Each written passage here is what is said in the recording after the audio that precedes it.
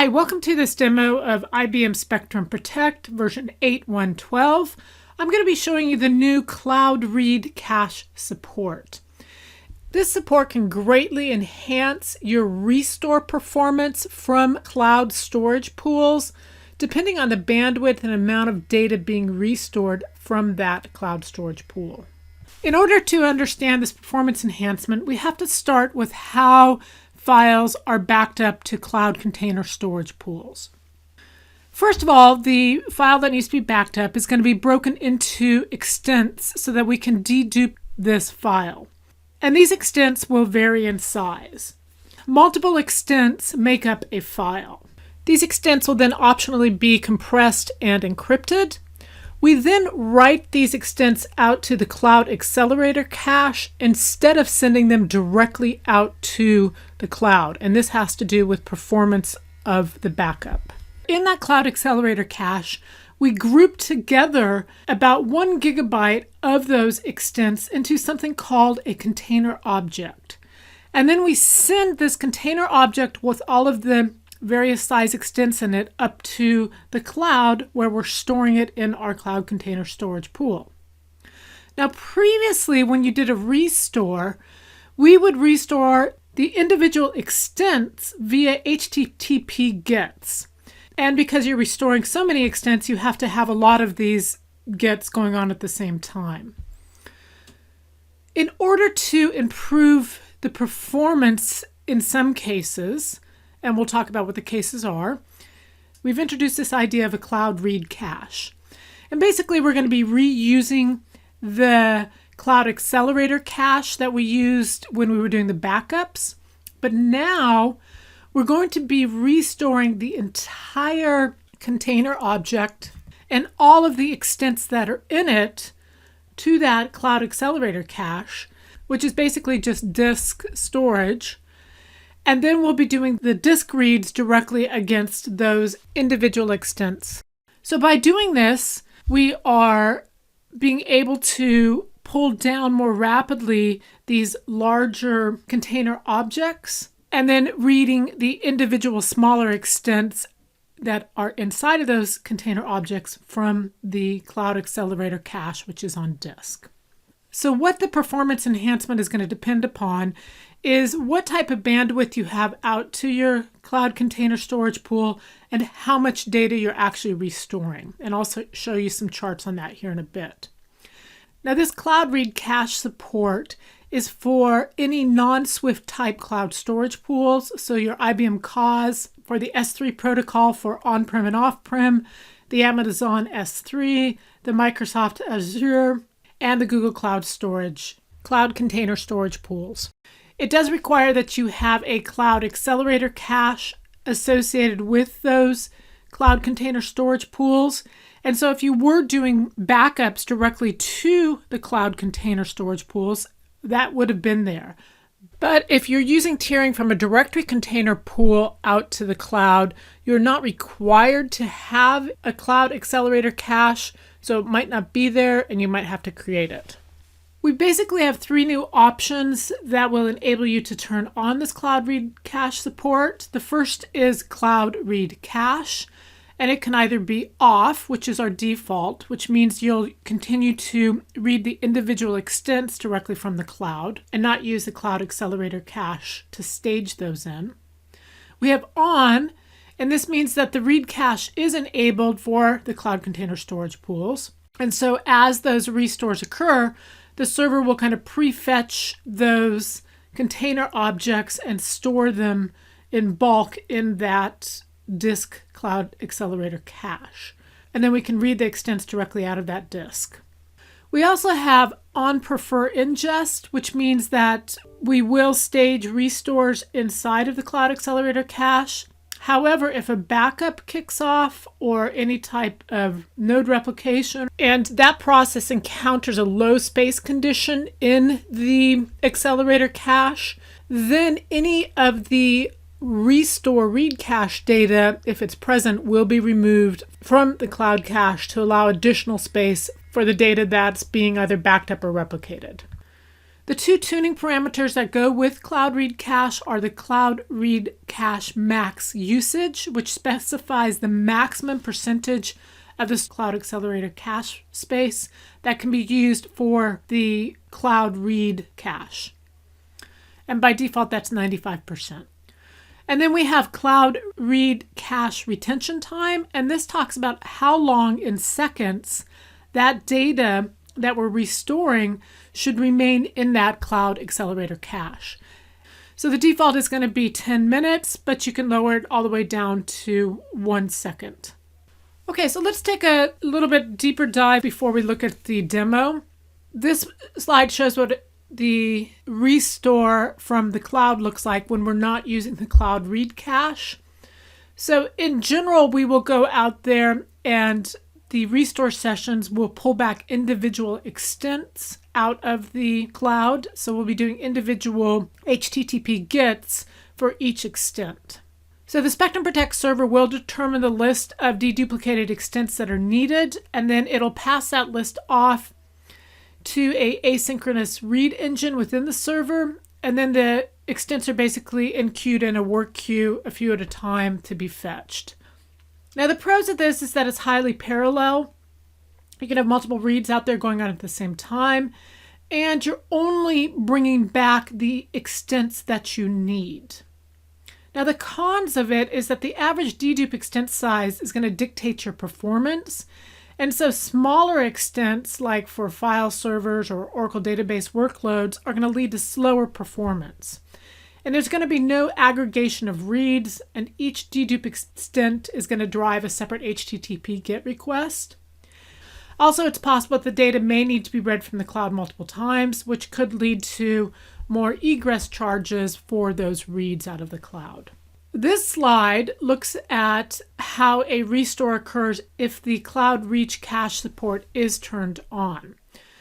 So this time when the client issues a restore request, the Spectrum Protect server is going to analyze the extents that are needed for those restores, and it's going to stage the copy of Cloud Container Objects to the Cloud Read cache. So it'll decide which of those extents should be staged in the Cloud Read cache. Now, the Cloud Read cache is, like I said before, just made up of the same storage space we carved out for your accelerator cache when you're doing the backups. So if Spectrum Protect does decide to cache a container, then the in-progress and future read requests are going to be redirected to that disk where that accelerator cache is, the Cloud Read cache, and those reads will come directly from that cache. If a container is not cached, then the read request will still be satisfied in the same way that we previously pulled back individual extents. So when to use the Cloud Read cache? It is recommended if the network to the object storage device is higher bandwidth. Also, if the network to the object storage device has a higher latency.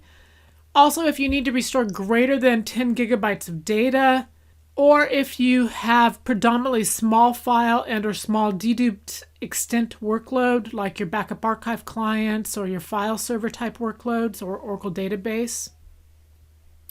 And finally, if you'd like to stage that data to a disk to restore over a longer period of time. So that could be anywhere from a couple hours to a couple days. So any of those are good reasons to turn on the Cloud Read cache. You do not want to use Cloud Read cache when you need to only restore a small amount of data, so less than 10 gigabytes, or if you have a large deduplicated extent workload in combination with low latency out to your object storage system. Finally, the network to the object storage device is a lower bandwidth, then you're going to get better performance by leaving the Cloud Read cache turned off.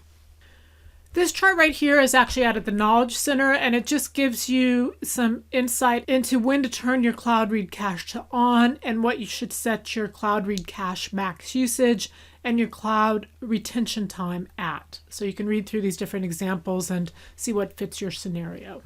A couple other things to know is that cloud reclamation, which is a separate process you have to set up, will improve the performance and effectiveness of the Cloud Read cache. That's because cloud reclamation squeezes out the dead space inside of those container objects that we've written the extents in when we pushed it out to the cloud. And so now when you pull back that container object, you don't have dead extents, expired extents that you're pulling back as well. However, running Cloud Reclamation has a cost of its own, so you need to weigh the cost of Cloud Reclamation with the cost of pulling back these containers with expired extents inside of them. When you turn on Cloud Read Cache, the amount of data that you restore from the cloud might be larger than the amount of data that you actually need to restore. And this is because we're pulling back the entire container object and all of the extents in it. And some of those extents might not be needed for the files that you want to restore. So it is possible that you'll have additional egress charges on a Cloud Read Cache restore. And finally, any data that you write into the Cloud Read Cache is not preserved if your Spectrum Protect server is restarted, or if you turn on or turn off the Cloud Read Cache parameter. Another thing to know is that the Cloud Read Cache does have a life cycle. As that data is written out to the Cloud Read Cache, we will keep it there for the amount of time specified by your Cloud Read Cache retention time setting. It is possible to run out of space on your Cloud Read Cache, in which case we would just be restoring individual extents. Okay, with that, let's go ahead and take a look at the demo. I'll be showing you how to set up the Cloud Read Cache for both a new cloud container storage pool as well as an existing one. So from this overview page, first go into Storage and then Storage Pools. We're going to go ahead and add a storage pool. It'll be a general storage pool. Click Next. We're going to go ahead and give it a name. We'll call it demo_cloud pool. And we'll pick the Spectrum Protect server we want it created for, and then optionally add a description. Go ahead and click Next. This is going to be an off-premise cloud. Click Next.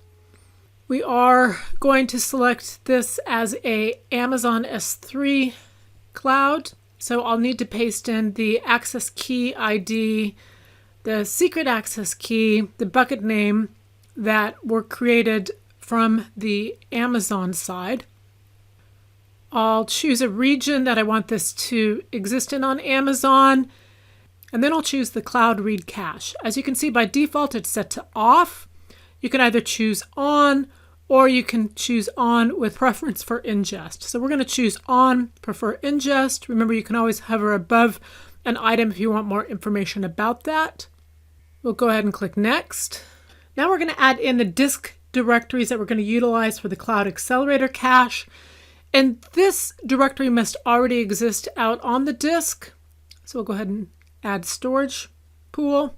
You can see it's been successfully added. And if we close that, it'll take us back to the storage pool page.